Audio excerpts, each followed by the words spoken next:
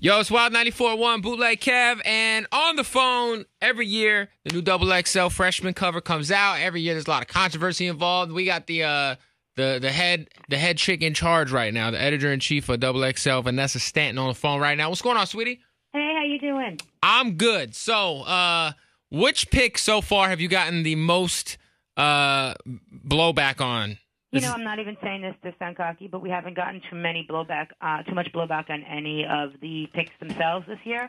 There's always one or two that people are a little bit more questioning of, but this year we've had just a little bit more, questions about why didn't we pick a female rapper or a white rapper rather than people that we did pick. And then also, we introduced R&B. That's what I was going to say, yeah. Yeah. Yeah, so, because you got Dolla Sign, who I consider, more of an R&B artist than a rapper, and then August Alsina. But I guess you guys kind of made up with it because you have a total of 12, and, that's the extra two. Well, but for us, everybody's rapping, everybody's singing right now, so the lines have been blurred more than ever as to, who does what.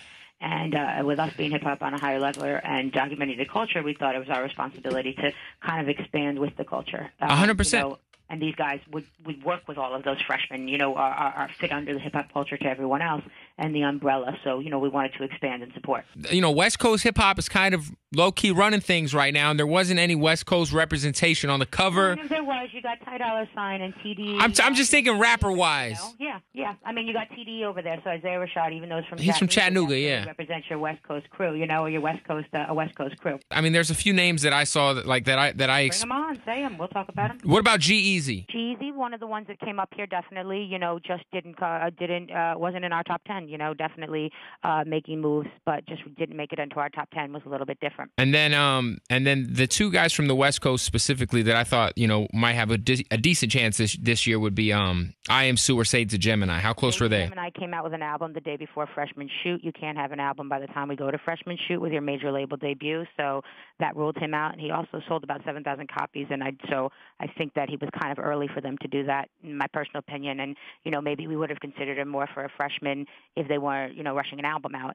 IAMSU is a guy that we could have gone with early now, or we could wait and see what he looks like for next year, where he could be a bigger threat or hold more weight. So not just IAMSU, but there's other guys that you look at and you say, okay, do you want to go early with them now, or you want to give them a year to kind of marinate and go with them next year? And he didn't come into our top 10, but definitely everyone you're mentioning is definitely someone that was in our conversation. For IAMSU, we're curious to see what happens for next year. Hasn't there been an instance in the past where there's been someone who already has an album out that makes the list? Not a major label debut. If you know which one that is, let me know. Wasn't Chief Keef's album out by the time the cover came out? It doesn't matter, but by the time the cover comes out by the time we do the Okay. And he was locked up in jail, so he couldn't be a part of the photo. Right. And everything went a little bit different from there. So a little bit of an exception with him, considering he couldn't attend anything, and it was one of the first dudes we locked down, and everything got weird with his schedule after that, so he couldn't be around. But since we'd offered him the opportunity, we didn't want to recant on it. But you can have a Section 80. You can't have a good kid in that city. I had some people on my Instagram when I posted about this say Riff Raff got snubbed. A lot of people feel certain ways about Riff Raff. Was Riff Raff even in the discussion? Riff Raff was part of the discussion because he definitely came up and he was very vocal on Twitter himself about wanting to be a freshman. We give everybody the opportunity to come up and play their music and explain to us why they should be a freshman, if they're part of the conversation or if they're, one of the artists that would be considered in general or be nominated. You can't ignore what Riff Raff's doing when he's got a fan base. Did we pick him for freshman? No, he didn't come up into our top 10, definitely, but he also never came up and followed up on playing us music and telling us what he had going on for us to know what he's going to grow into. So although the door was open for that, he didn't make it up. Would that have changed anything? Did it work against him? No, it didn't work against him. We'd know more about him and what he has coming out musically if he would have come up, but not everybody who we picked had come up anyway. We do our research without that. Because I'm sure there's certain people within your guys' office that, fought for certain artists. I'm sure you fought for artists. Was there anybody who you specifically fought for that didn't make the cover? Honestly, we like everyone we have. We had asked Young Thug to be a part of it. He agreed, and he, 11 o'clock the night before the shoot, he backed out and canceled. So it would have been nice if he had everybody asked to be a part of it, show up. But at the same time, I wholeheartedly believe in the crew that we have there, and I think that, in other years you look and you're like, I'm not sure, was that the right move? The group wanted it, I feel less like that this year than ever before. And it's just a good energy with the group. Everyone fit. It was important to get, a good variety of guys in there, from the Chance the Rappers and the Bibbies that represent one part of Chicago, to the Ty Dolla Signs, to the Jaron Bentons, who was the People's Champ, and everybody 100%. voted in like crazy, Yeah, I was glad he made it. Try to reflect the moment, All right, somebody who I'm a huge fan of, good friends with this guy who I know felt some type of way about not getting nominated this year, Rittz. Rittz last year did a major push to be a freshman last year. Good friends with his publicist, Richie, love him to death. I think that last year was their big run, and they decided to move on after that, and didn't look like anybody, was pushing for Rittz like it was last year. So for us, the feeling was Rittz was focused on last year, and this year not the same level of attention. It felt like, it felt like he said, "Hey, I didn't get it last year. I'd moved on." So right. I was surprised by that, to be honest with you, because I thought he had decided he'd moved on after he didn't get it last year. Some guys want it every year, and some guys' names come up over and over again. Some guys say, "Hey, I didn't make it. I don't care about next year." So, right. They're all different. Okay, and I mean, this is of course an early projection, but who are some artists that you feel like definitely are making some moves right now that you can? Because I always feel like you guys.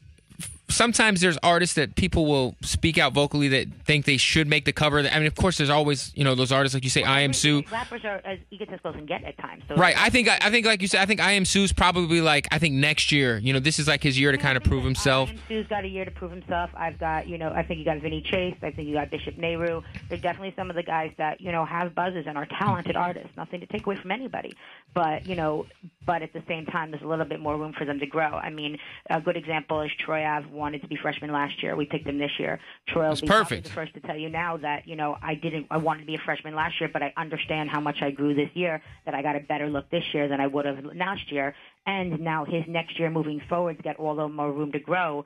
It's not that like proving yourself time that a lot of those guys are still doing, Bodega Bams, how many? Bodega Bams fits in that category of guys that were definitely on our radar, definitely came up, definitely we've gone to the shows, definitely very familiar with.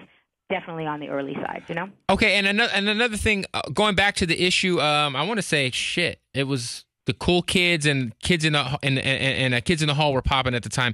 How do you guys? Are you guys gonna address groups like in any groups? Because you guys I know you don't do groups, but is there like you could fit on the cover? So if you're fitting 10 faces or 12 people on the cover, once you get groups, you can't. If you got a group of 4 people and one of them's the slowdown guy or whatever, from the St. Lunatics, and he doesn't do anything, you still have to include him because he's a group. But is there any I'm sorry, I was going to say, is there any acknowledgement of, like... We have a large Migos story in the issue. If you see on the cover, there's a Migos cover line, and there's a large Migos feature in the issue, because in last year we did a large Flatbush Zombie stories in the magazine. Because there's guys like, Audio Push and, like you said, Flatbush Zombies and all those guys. Audio Push a couple issues ago. So we've covered all those guys. But we can't go and make groups freshmen and have 25 faces on the cover. Right, yeah, it'd be rough. There's no space for it. You physically can't have a cover where you see anybody, because it's just, in order to get a design that you have everybody sitting and being seen and look good and you can see it, you can only fit so many people. So groups get ruled out because there's too many members and because it's too hard, and it'll take away from solo artists. And groups are not as prevalent as solo artists. Well, there you go. All right. Well, you answered a lot of questions. I think overall, it's a good cover. The only thing I was a little... because I had heard previously, but before the list was revealed, that there was going to be some R&B representation, and I felt like, it's a rapper's cover, but it's a total of 12, so that was kind of my big gripe. But shout out to everybody. Go get when is the issue on stands? The issue will be on stands in New York next week, and then everywhere on May 20th. So definitely check it out. Starting next week, we'll start putting out the freestyles, and that'll go on for 2 weeks, and then the ciphers. And I think this year's been the best with the ciphers and the freestyles. Oh, really? Very nice. We'll be happy with that by far. It's just it's a very good year, I really think. There it is. All right. Well, I appreciate you calling in. Thank you. Thank you for your time. Thank you for supporting us. Yep.